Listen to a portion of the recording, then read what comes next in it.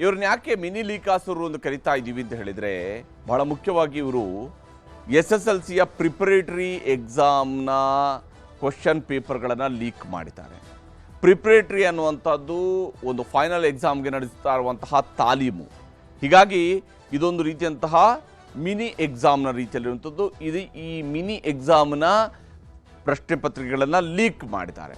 ಆದರೆ ಇಲ್ಲಿರುವಂತಹ ಒಂದು ಅನುಮಾನ, ಇವರು ಕೂಡ ಹೇಗೆ ವಿದ್ಯಾರ್ಥಿಗಳು ಎಕ್ಸಾಮನ್ನು ಬರೆಯೋದಕ್ಕೆ ಬೇಕಂತ ತಾಲೀಮು ಪಡೆಯೋದಕ್ಕಾಗಿ ಪ್ರಿಪರೇಟರಿ ಎಕ್ಸಾಮನ್ನು ಮಾಡಿಸ್ತಾರೋ, ಹಾಗೆಯೇ ಲೀಕ್ ಮಾಡೋರಿಗೂ ಕೂಡ ತಾಲೀಮು ನಡೆಸೋದಕ್ಕೆ ಪ್ರಿಪರೇಟರಿಯನ್ನು ಮಾಡ್ತಾ ಇದ್ದಾರಾ? ಈ ಅನುಮಾನ ದಟ್ಟವಾಗಿದೆ. ಇಲ್ಲದೆ ಹೋದರೆ ಇಷ್ಟೊಂದು ಪ್ರಮಾಣದಲ್ಲಿ ಕ್ವಶನ್ ಪೇಪರ್ಗಳು ಹೇಗೆ ಹೊರಗಡೆ ಬರೋದಕ್ಕೆ ಸಾಧ್ಯ ಅಂಥೇಳಿ ಮಕ್ಕಳ ಭವಿಷ್ಯದ ಜೊತೆಗೆ ಚೆಲ್ಲಾಟ ಆಡ್ತಾ ಇರುವಂಥದ್ದು ಕೂಡ ಸ್ಪಷ್ಟವಾಗಿ ಗೋಚರಿಸ್ತಾ ಇದೆ. ಈ ಲೀಕಾಸುರರು ನೇರವಾಗಿ ಚೆಲ್ಲಾಟ ಆಡ್ತಾ ಇರುವಂಥದ್ದು ಯಾರ ಜೊತೆಗೆ ಅಂತ ಹೇಳಿದ್ರೆ, ಮಕ್ಕಳ ಭವಿಷ್ಯದ ಜೊತೆಗೆ. SSLC ಪ್ರಿಪರೇಟರಿ ಎಕ್ಸಾಮ್ ಪ್ರಶ್ನೆ ಪತ್ರಿಕೆಯನ್ನು ಕೂಡ ಲೀಕ್ ಮಾಡಿದ್ದಾರೆ. ಲೀಕಾಸುರರು ಅರೆಸ್ಟ್ ಆಗಿದ್ದಾರೆ. ಜಾಲ ಭೇದಿಸುವಂತಹ ಪ್ರಯತ್ನವನ್ನು ಪೊಲೀಸರು ಮಾಡ್ತಾ ಇದ್ದಾರೆ. ಈಗಾಗಲೇ ಇವರು ಕ್ವಶನ್ ಪೇಪರ್ಗಳನ್ನು ಲೀಕ್ ಮಾಡೋದಕ್ಕೆ ಸಂಬಂಧಪಟ್ಟಂತೆ 2 ಎಕ್ಸಾಮ್ PU ಬೋರ್ಡ್ನಲ್ಲಿ, ಹಾಗೆಯೇ 1 ಎಕ್ಸಾಮ್ SSLCಯಲ್ಲಿ ಲೀಕ್ ಆಗಿದೆ. PUC ಬಳಿಕ SSLC ಪ್ರಿಪರೇಟರಿ ಎಕ್ಸಾಮ್ನ ಪ್ರಶ್ನೆ ಪತ್ರಿಕೆಗಳು ಕೂಡ ಲೀಕ್ ಆಗಿರುವಂಥದ್ದು.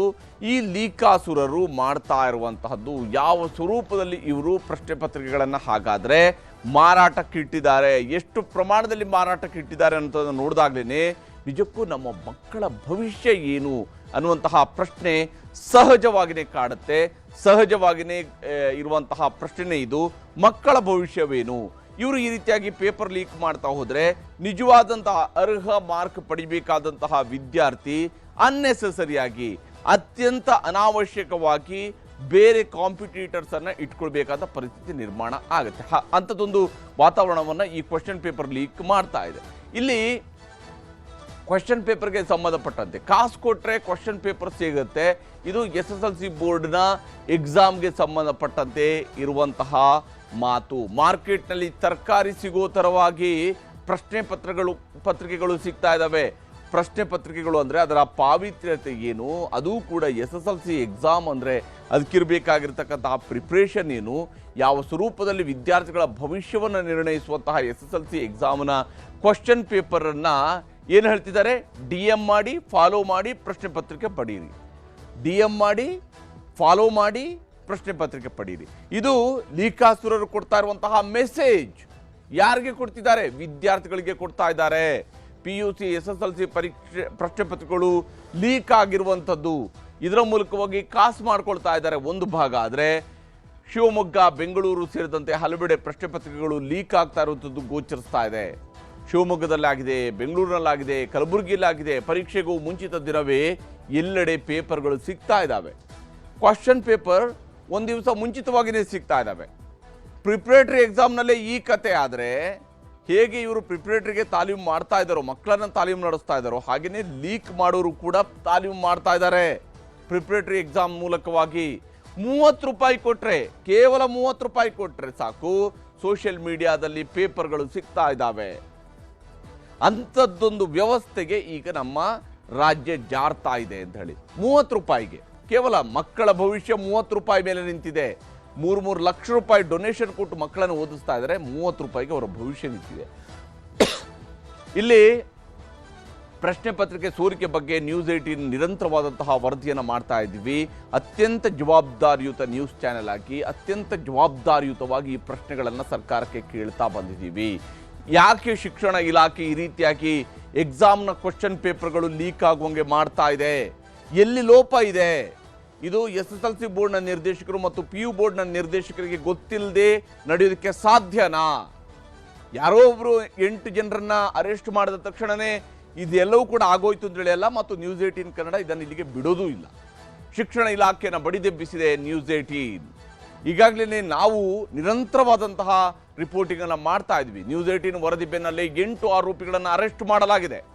ಈ ಪ್ರಕರಣಕ್ಕೆ ಸಂಬಂಧಪಟ್ಟಂತೆ ಇದು SSLC ಎಕ್ಸಾಮ್. ನೀವು ನೆನಪಿಟ್ಟುಕೊಳ್ಳಿ, PU ಎಕ್ಸಾಮ್ನ 2 ಕ್ವಶನ್ ಪೇಪರ್ಗಳು ಕೂಡ ಲೀಕ್ ಆಗಿದ್ದಾವೆ. PU ಎಕ್ಸಾಮ್ ಬಗ್ಗೆ ಇದುವರೆಗೆ ಕ್ರಮ ಆಗಿಲ್ಲ, ಸರ್ಕಾರದ ಮಟ್ಟದಲ್ಲಿ ಆಗಿಲ್ಲ. ಅದನ್ನು ಕೂಡ ನಾವು ಫಾಲೋ ಅಪ್ ಮಾಡ್ತಾ ಇದ್ವಿ. ನ್ಯೂಸ್ 18 ವರದಿಯ ನಂತರ ಈಗ ಲೀಕಾಸುರನ್ನು ಅರೆಸ್ಟ್ ಮಾಡಲಾಗಿದೆ. ಪೇಪರ್ ಲೀಕ್ ಮಾಡಿದ್ದಂಥದ್ದು ಒಬ್ಬ ಹೆಡ್ ಮಾಸ್ಟರ್, ಇನ್ನು ಕೆಲವು ಶಿಕ್ಷಕರು ಹಾಗೆಯೇ ಇದರಲ್ಲಿ ಇನ್ನೂ ಕೆಲವರ ಇನ್ವಾಲ್ವ್ಮೆಂಟ್ ಬಗ್ಗೆಯೂ ಕೂಡ ಗೊತ್ತಾಗ್ತಾ ಇದೆ. ತುಮಕೂರು, ರಾಮನಗರ, ಕಲಬುರಗಿ ಶಿಕ್ಷಕರು ಈಗಾಗಲೇ ಲಾಕ್ ಆಗಿದ್ದಾರೆ. ತುಮಕೂರು, ರಾಮನಗರ ಮತ್ತು ಕಲಬುರಗಿ ಈ ಜಿಲ್ಲೆಗಳಲ್ಲಿ ಶಿಕ್ಷಕರನ್ನ ಲಾಕ್ ಮಾಡಲಾಗಿದೆ. ಪೇಪರ್ ಲೀಕ್ನಲ್ಲಿ ಕೆಲ ವಿದ್ಯಾರ್ಥಿಗಳು ಕೂಡ ಭಾಗಿಯಾಗಿದ್ದಾರೆ. ಪೇಪರ್ ಲೀಕ್ನಲ್ಲಿ ಭಾಗಿಯಾಗಿದ್ದಾರೆ. ಅಂಥವ್ರನ್ನು ಕೂಡ ಬಂಧಿಸಲಾಗಿದೆ. ಪೊಲೀಸರ ತನಿಖೆ ವೇಳೆ ಸ್ಫೋಟಕ ವಿಚಾರಗಳು ಈಗ ಬಯಲಾಗ್ತಾ ಇದ್ದಾವೆ. ಹೇಗೆ ನಮ್ಮಲ್ಲಿ ಎಕ್ಸಾಮಿನೇಷನ್ ಪೇಪರ್ಗಳನ್ನು ಕಾಂಪ್ರಮೈಸ್ ಮಾಡಲಾಗ್ತಾ ಇದೆ, ಕ್ವಶನ್ ಪೇಪರ್ಗಳನ್ನು ಕಾಂಪ್ರಮೈಸ್ ಮಾಡಲಾಗ್ತಾ ಇದೆ. ಶಿಕ್ಷಕರ ಬಳಿಯೇ ಪ್ರಶ್ನೆ ಪತ್ರಿಕೆ ಪಡೆದಿದ್ದ ವಿದ್ಯಾರ್ಥಿಗಳು, ಇಲ್ಲಿ ಯಾವ ಅರೆಸ್ಟ್ ಆಗಿರ್ತಕ್ಕಂಥ ವಿದ್ಯಾರ್ಥಿಗಳು ಅವರ ಶಿಕ್ಷಕರ ಬಳಿಯಿಂದಲೇ ಕ್ವಶನ್ ಪೇಪರ್ಗಳನ್ನು ಪಡ್ಕೊಂಡಿದ್ದಾರೆ. ಹಾಗಾದರೆ ಶಿಕ್ಷಕರ ಬಳಿ ಪೇಪರ್ ಪಡೆದು ಆನ್ಲೈನ್ನಲ್ಲಿ ಅದನ್ನು ಪೋಸ್ಟ್ ಮಾಡಿದ್ದಾರೆ. ಯಾವಾಗ ಶಿಕ್ಷಕರಿಂದ ಕ್ವಶನ್ ಪೇಪರ್ ಸಿಕ್ಕಿದೆಯೋ ನಂತರ ನಾವು ಕೂಡ ಒಂದು ಸ್ವಲ್ಪ ಕಾಸು ಮಾಡ್ಕೊಳ್ಳೋಣ ಅನ್ನುವಂತಹ ನಿಟ್ಟಿನಲ್ಲಿ ಅವರು ಕೂಡ ಪೋಸ್ಟ್ ಮಾಡಿದ್ದಾರೆ ಸೋಷಿಯಲ್ ಮೀಡಿಯಾದಲ್ಲಿ. ಕೇವಲ 200 ರೂಪಾಯಿ, 500 ರೂಪಾಯಿಗೆ SSLC ಪ್ರಶ್ನೆ ಪತ್ರಿಕೆಗಳನ್ನು ಮಾರಾಟ ಮಾಡಲಾಗಿದೆ. 200 ರೂಪಾಯಿಂದ 500 ರೂಪಾಯಿಗೆ ಮಾರಾಟ ಮಾಡಲಾಗಿದೆ. ಹೀಗೆ ಪ್ರಶ್ನೆ ಪತ್ರಿಕೆ ಸೇಲ್ ಮಾಡಲು ಸಹಕರಿಸಿದ್ದ ಶಿಕ್ಷಕರನ್ನು ಕೂಡ ಬಂಧಿಸಲಾಗಿದೆ. ಪ್ರಶ್ನೆ ಪತ್ರಿಕೆಗಳನ್ನು ಸೇಲ್ ಮಾಡೋದಕ್ಕೆ ಬೇಕಾಗಿ ಪ್ರಯತ್ನಿಸಿದಂಥವರು, ಸಹಕರಿಸಿದಂತಹ ಶಿಕ್ಷಕರನ್ನು ಕೂಡ ಬಂಧಿಸಲಾಗಿದೆ. ಈ ವಿಚಾರಕ್ಕೆ ಸಂಬಂಧಪಟ್ಟಂತೆ ಪೊಲೀಸ್ ಕಮಿಷನರ್ ಶ್ರೀಮಾಂತ್ ಕುಮಾರ್ ಸಿಂಗ್ ಅವರು ಮಾತನಾಡಿದರೆ ತೋರಿಸ್ತೀನಿ.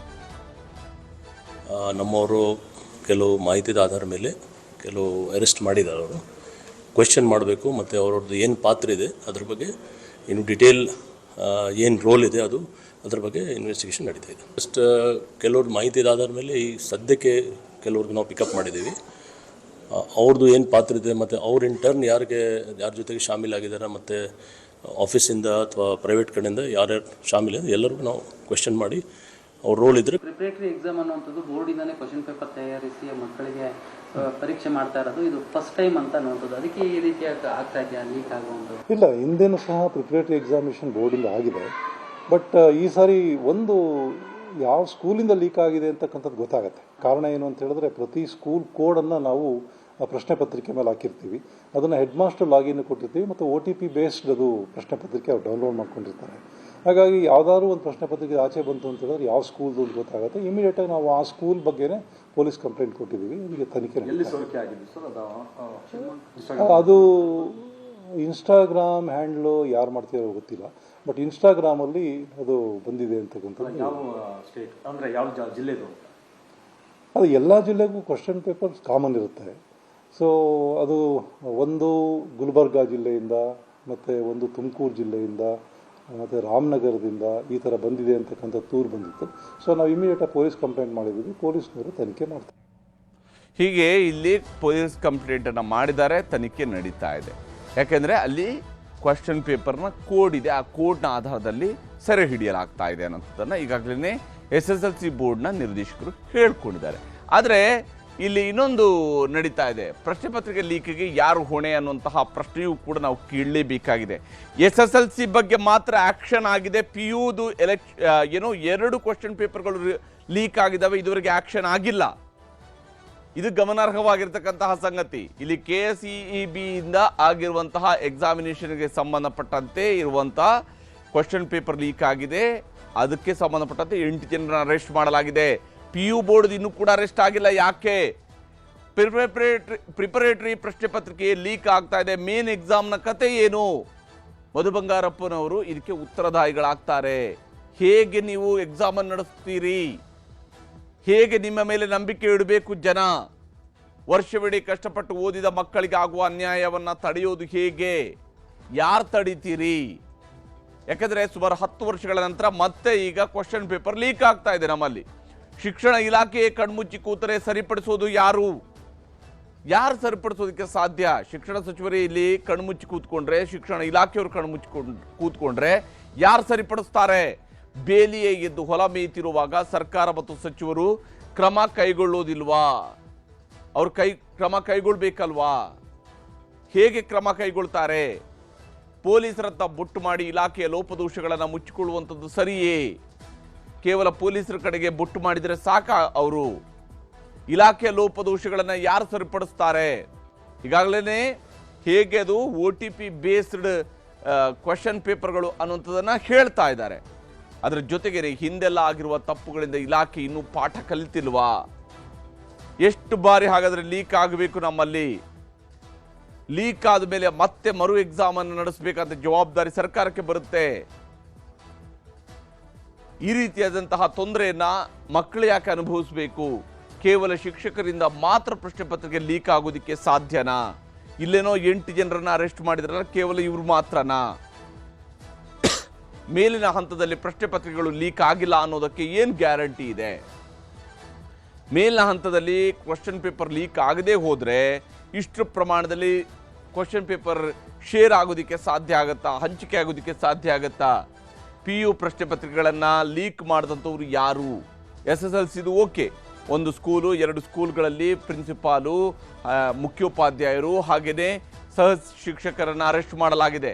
PU ಪ್ರಶ್ನೆ ಪತ್ರಿಕೆಗಳನ್ನು ಲೀಕ್ ಮಾಡಿದ್ದು ಯಾರು?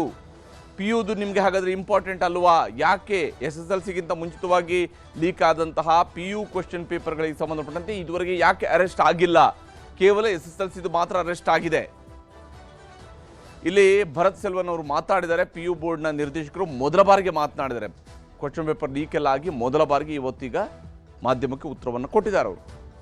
ಫಸ್ಟ್ ಪ್ರಿಪರೇಟರಿ ಎಕ್ಸಾಮು PUC 2ನೇ ತರಗತಿಯವರಿಗೆ ಬಂದು ಜನವರಿ 2ನೇ ತಾರೀಕಿಂದ ಶುರುವಾಗಿದೆ.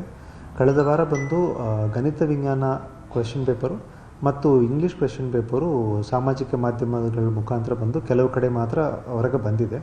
ಅದು ಸಂಬಂಧಪಟ್ಟು ಇವು 2 ಕ್ವೆಶ್ಚನ್ ಪೇಪರ್ ಲೀಕಿಗೆ ಸಂಬಂಧಪಟ್ಟು ಸಹ ಈಗಾಗಲೇ ಪೊಲೀಸಲ್ಲಿ FIR ಫೈಲ್ ಆಗಿದೆ.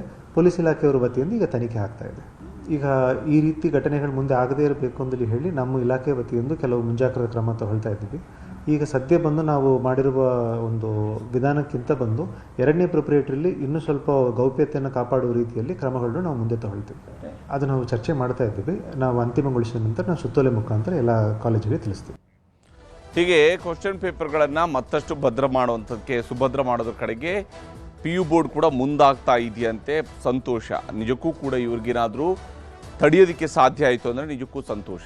ಆದರೆ ಈಗಾಗಲೇ ಲೀಕಾಸುರರು ಹೀಗೆಲ್ಲ ಕ್ವಶನ್ ಪೇಪರ್ಗಳನ್ನು ಲೀಕ್ ಮಾಡಿದ್ದಾರೆ ಅಂತ ಗೊತ್ತಾಗಿದೆ. ಒಂದು ವೇಳೆ 2ನೇ ಪ್ರಿಪರೇಟರಿಯಲ್ಲೂ ಕೂಡ ಇದೇ ರೀತಿಯಾದಂತಹ ಕ್ವಶನ್ ಪೇಪರ್ ಲೀಕ್ ಆಗಿದೆ ಅಂದರೆ ಅದರ ನೇರ ಜವಾಬ್ದಾರಿ PU ಬೋರ್ಡ್ನ ನಿರ್ದೇಶಕರದ್ದು ಮತ್ತು ಶಿಕ್ಷಣ ಇಲಾಖೆಯ ಸಚಿವರದ್ದೇ ಆಗುತ್ತೆ ಹೊರತು ಬೇರೆ ಯಾರ್ದು ಅಲ್ಲ. ಇದಕ್ಕೆ ನಿಜಕ್ಕೂ ಕಡಿವಾಣ ಹಾಕ್ತಾರಾ ಇಲ್ವಾ ಅಂತೇಳಿ ನೋಡಬೇಕಾಗಿದೆ. ಇದಾಗಿತ್ತು ಇವತ್ತಿನ